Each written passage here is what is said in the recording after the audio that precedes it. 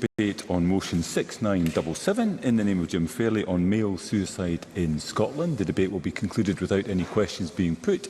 I'd invite members wishing to participate to press the request to speak buttons now as soon as possible, and I call on Mr Fairley to open the debate. Around 7 minutes, Mr Fairley. Thank you, Presiding Officer. I'd first of all like to thank so many members for staying tonight and who have supported this debate, particularly given it's a Thursday evening and it was a very late notice. There's a band called Stereophonics who wrote a song called Local Boy in a Photograph, and there's a lyric in it which has always touched me very deeply.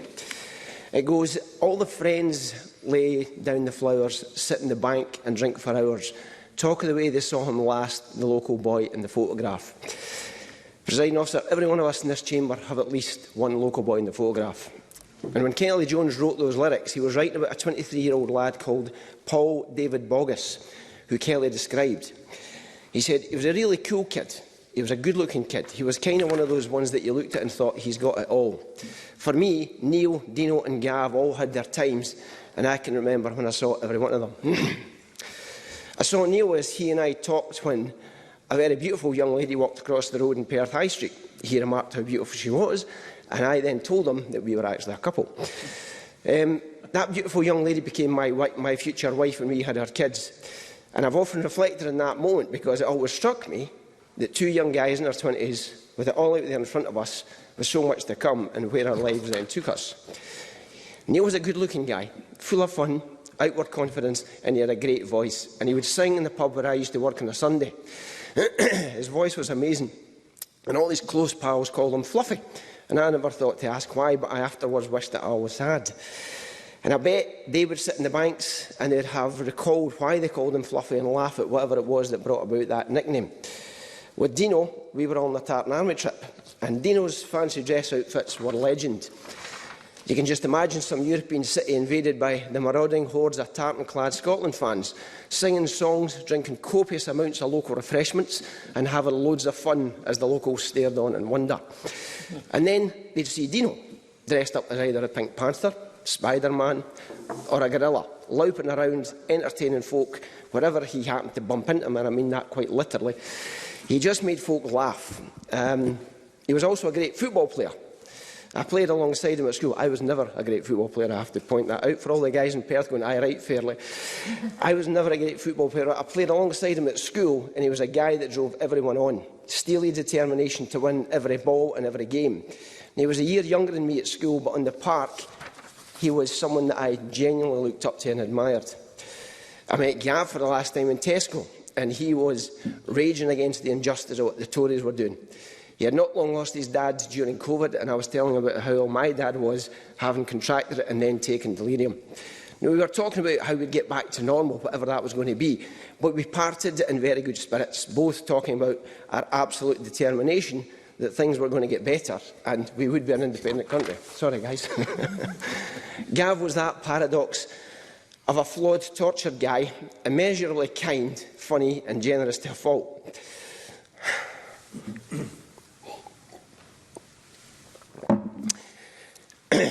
He was also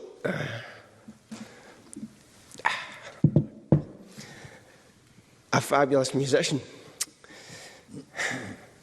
He had an immense stage presence, could play like a demon, and had a voice that just exploded out of him. He was Neil's friend, and they played together in the same pub that I spoke about earlier.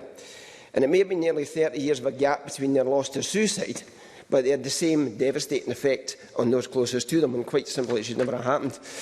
At Gav's funeral, his best friend Roddy told me they had spoken to Gav the week before he died, and he reminded him of Fluffy's funeral and said, if Fluffy knew the effect his death had had on folk, he would never have done it. But even knowing that and having lived through the pain, Gav still couldn't stop himself from doing it. Now, I've been in contact with all the families of these guys, and they're okay to have their loved ones spoken about in this debate, because they know that the way we help to tackle this horrendous, needless loss of life is not to hide from it or to stigmatise it, but to talk and talk loudly and often about it, so that those who need help know that the help is there.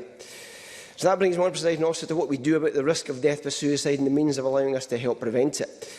According to the Public Health Scotland record, overall death by suicide has fallen slightly, but the number is still stubbornly high, and men outnumber women, with men 3 times more likely to die by suicide than women.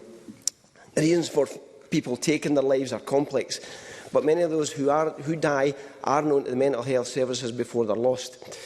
In Scotland, men in the most deprived areas are 3 times more likely to die by suicide than in the most affluent areas. Financial stress is a critical cause of male suicide. So with the current cost of living crisis, we've got to be more vigilant than ever, because suicide is still the highest killer of men under the age of 50. And while we've got to talk about these statistics, for me it's more important to talk about how we help and how we make things better.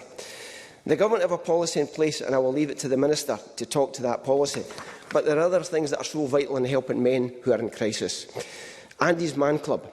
If you haven't heard of them, use this debate to find out who they are.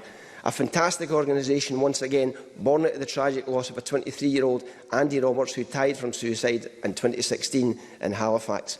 His mother and brother-in-law set up Andy's Man Club with the catchphrase, "It's okay to talk."